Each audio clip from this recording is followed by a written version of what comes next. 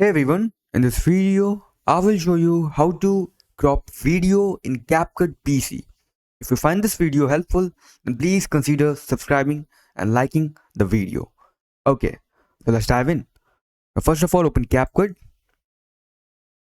Got it? Now, click over here on import on the left side. Import the video. Click over here on add to track. Now, right click with your mouse on the video, which is on the track.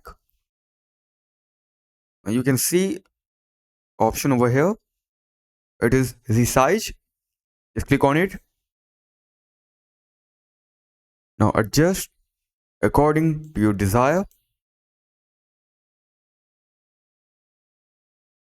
Click over here on confirm.